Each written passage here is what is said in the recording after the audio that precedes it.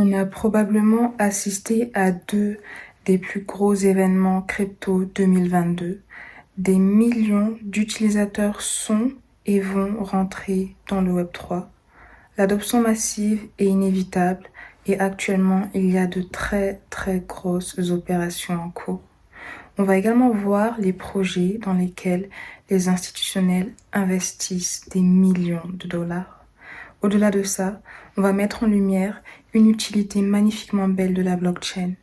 La blockchain est utilisée pour guérir le cancer. La blockchain permet de sauver des vies.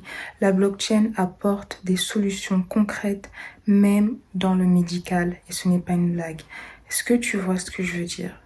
Comment on peut ne pas être bullish? La blockchain, les cryptos, c'est une révolution.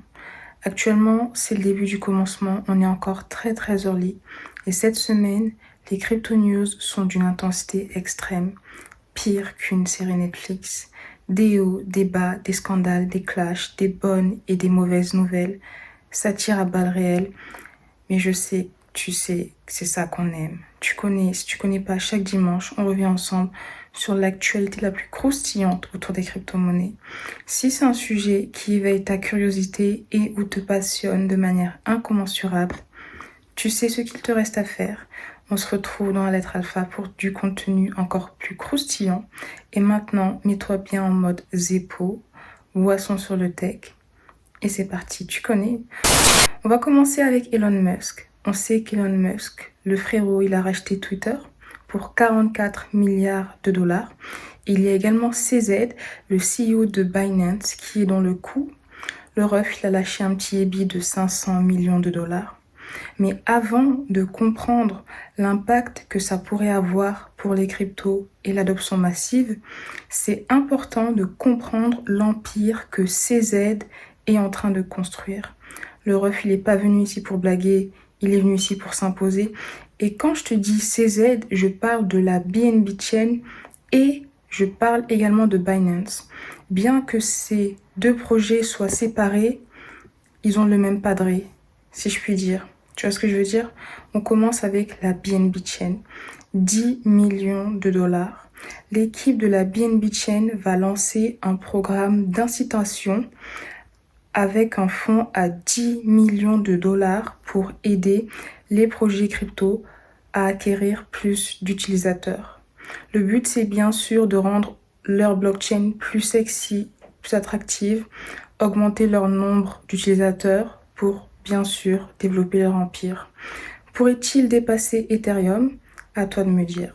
Perso, je ne pense pas, mais bon, personne ne peut prédire l'avenir. Mais tu vois, quand on veut comparer deux blockchains, il faut qu'on puisse avoir un élément de comparaison.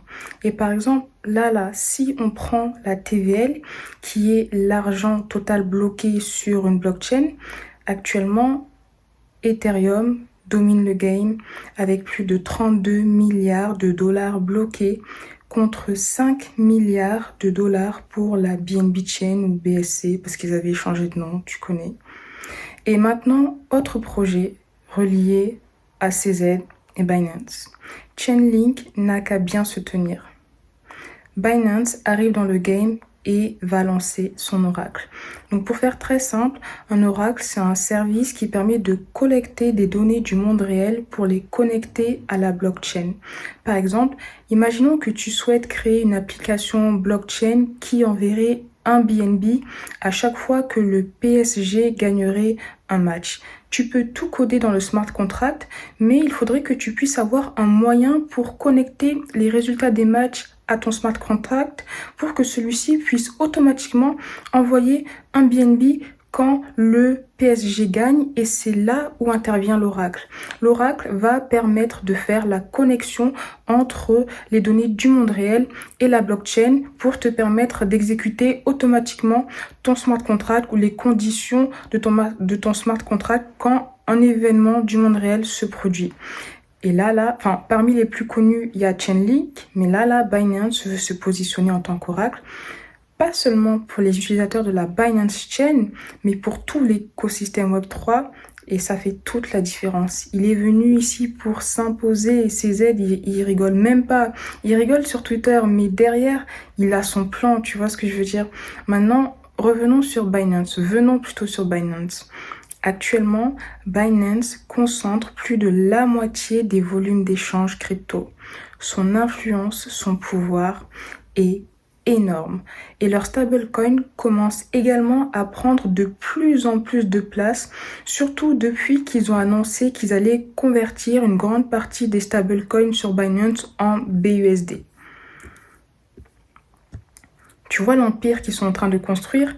En fait, actuellement, CZ, Binance, BNB Chain, c'est à lui seul le GAFAM du Web3. BNB, ils sont dans les bails de blockchain avec la BNB Chain. Ils sont dans les bails de SEX avec Binance, même dans les bails de DEX. Tu vois, il y a PancakeSwap sur la BNB Chain. Et ils sont même dans les médias. Binance, il a une partie dans Forbes. Et là, avec Twitter, son influence ne va faire que s'étendre. On va revenir sur l'impact que l'achat de Twitter par Elon Musk et en partie Binance a une faible contribution, va avoir pour la crypto. C'est vraiment énorme. Mais avant ça, parlons un peu d'FTX. FTX, c'est un concurrent de Binance. Ils ont potentiellement annoncé qu'ils pourraient éventuellement lancer leur stablecoin. Si j'aimais beaucoup d'éventualités, c'est parce que même la WIS, dans ses termes, tu vois, il est pas très clair, il est flou. Le ref, il veut pas trop parler, il parle sans parler, enfin bref.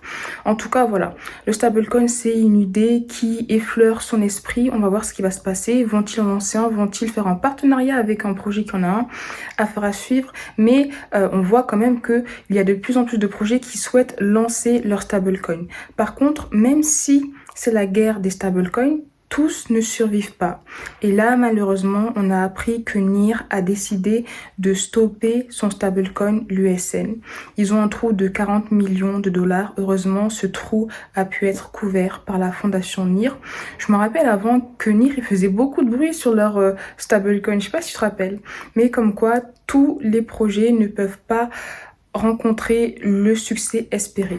Et de notre côté, je trouve que NIR a eu la bonne initiative d'arrêter son stablecoin maintenant au lieu d'attendre que celui-ci chute et crée un scandale. Donc, je pense pas que ça remet en question la pertinence du projet NIR parce que même dans la vie, on lance des projets, ça marche pas. Le tout, c'est de savoir quand s'arrêter et quel projet continuer ou persévérer.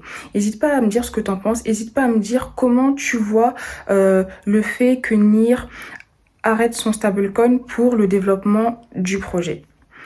On parle d'arrêt, on va continuer. On va parler de QuickSwap, c'est un DEX sur Polygon. Et suite à une attaque, la plateforme QuickSwap a décidé d'arrêter son service de landing. Parfois, les hacks peuvent s'avérer être fatals et ils peuvent même être mortels et conduire à l'arrêt de certains projets ou services crypto. Parlons maintenant d'ACZ. Le plus grand fonds crypto ACZ a perdu plus de 40% de sa valeur au premier semestre 2022.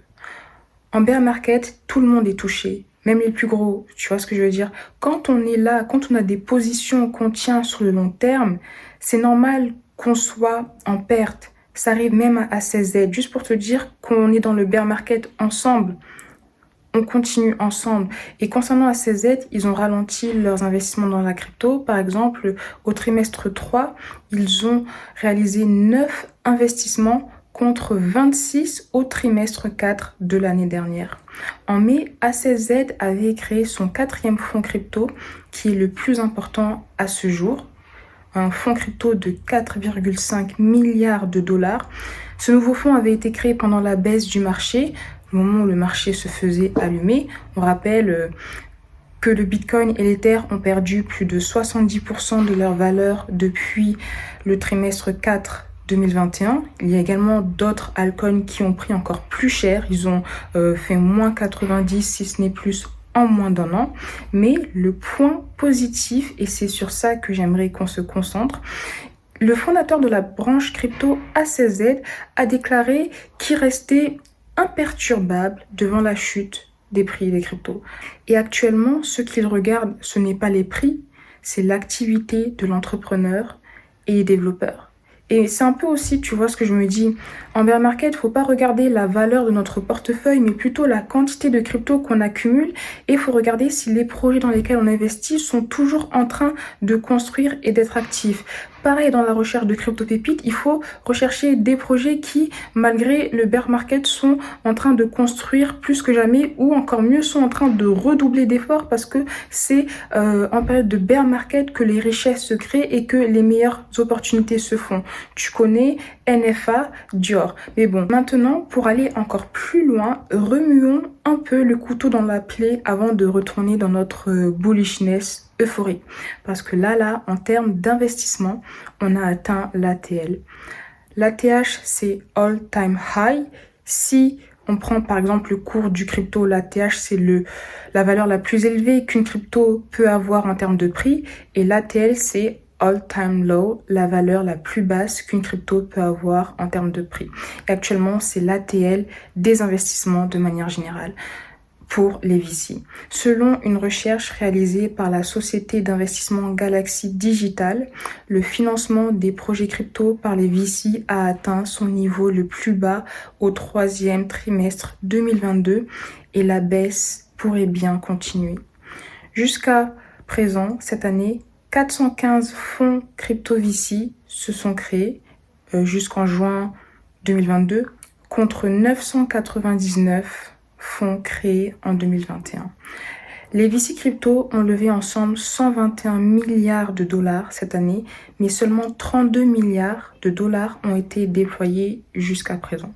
Parce que le truc, c'est que les VC lèvent de l'argent pour la donner à des projets crypto qui eux-mêmes lèvent de l'argent. C'est un délire, tu vois ce que je veux dire? Mais bon, autre fait intéressant, au troisième trimestre 2022, les investisseurs ont investi 5,5 milliards de dollars dans les startups crypto contre 8 milliards de dollars au deuxième trimestre. Ça, c'est l'effet bear market, tu connais. C'est normal de voir que le déploiement des capitaux soit ralenti.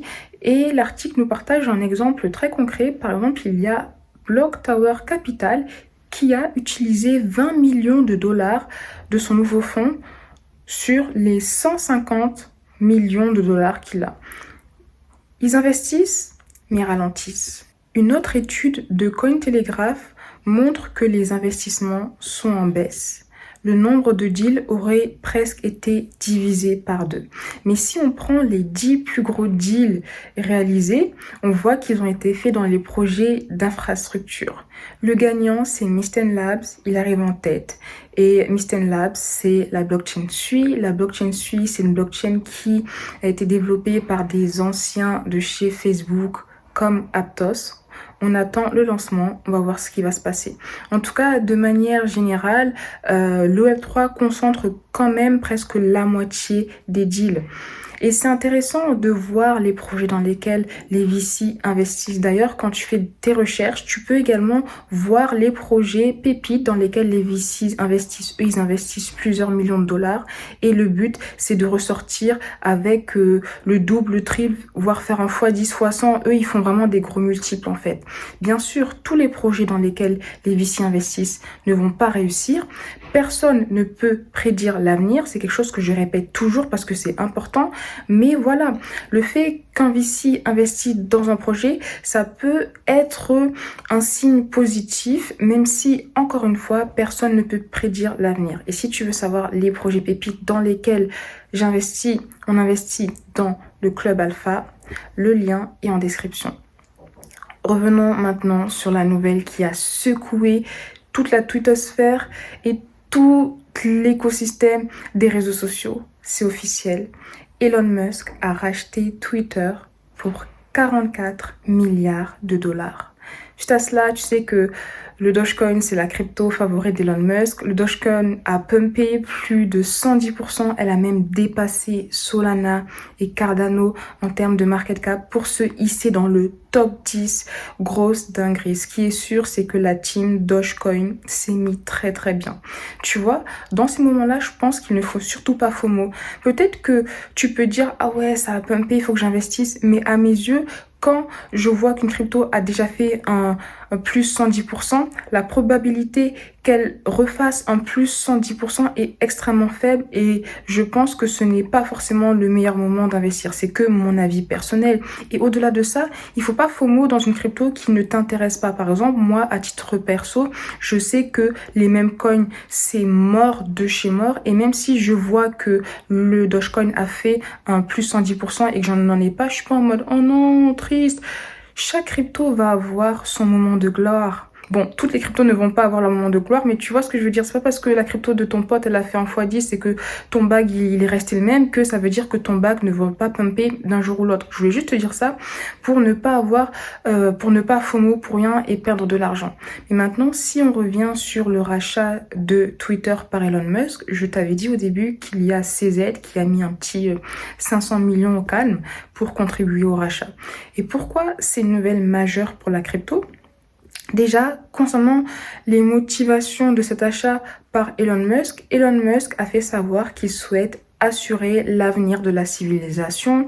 Il veut garantir la liberté d'expression, donc préserver une place publique numérique commune où des personnes aux convictions diverses pourront débattre, partager leur opinion sans avoir recours à la violence. Et moi, je trouve que c'est très intéressant parce que même si on a des avis qui divergent, c'est important qu'on puisse quand même s'exprimer et les partager. Bien sûr, dans le respect. Le respect doit être présent partout, mais ça c'est sûr, tu vois, c'est la base.